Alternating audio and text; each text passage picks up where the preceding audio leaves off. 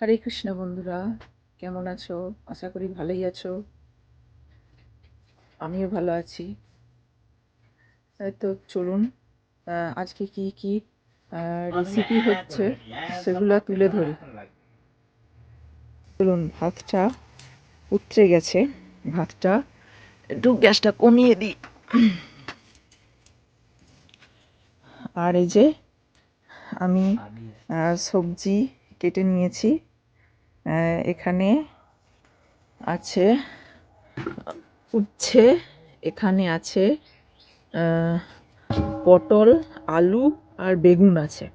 বেগুন ভাজবো আর উচ্ছে ভাজবো, আর আলু পটলের আর সয়াবিন দিয়ে একটা সবজি বানাবো।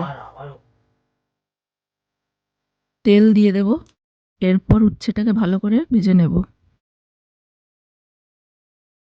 বেগুনটা নুন হলুদ দিয়ে একটু মেখে নেব। কড়ায় তেল দিয়ে বেগুনগুলোকে ভেজে নেব।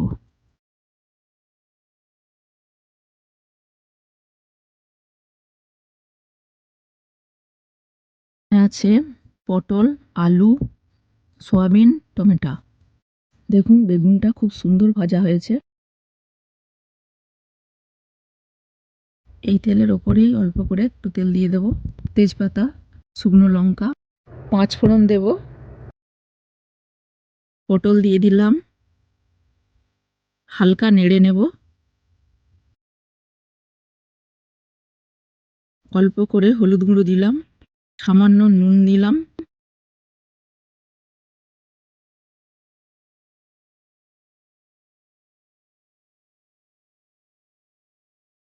এর উপর আলুটা দিয়ে দিলাম।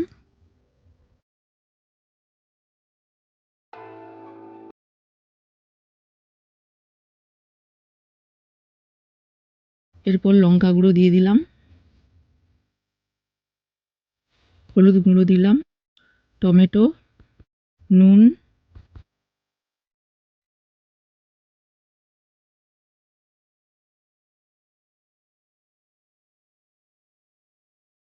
এর উপরে সয়াবিন দিলাম, ভালো লাগবে খেতে।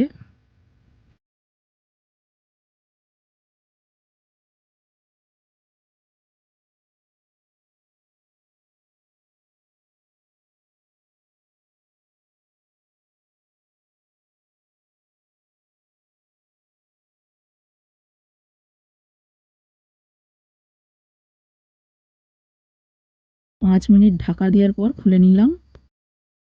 হালকা করে নেড়ে নিয়ে ঢাকা দেব। এবার খুলে নিয়ে নাড়ব।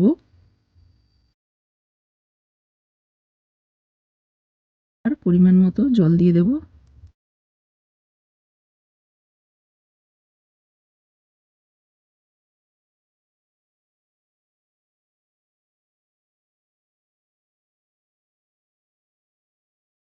অল্প করে চিনি দিয়ে দেব, আপনারা দিতেও পারেন নাও পারেন। আমার তরকারি কমপ্লিট। দেখুন কত সুন্দর হয়েছে। এইবার সবাইকে পরিবেশন করব।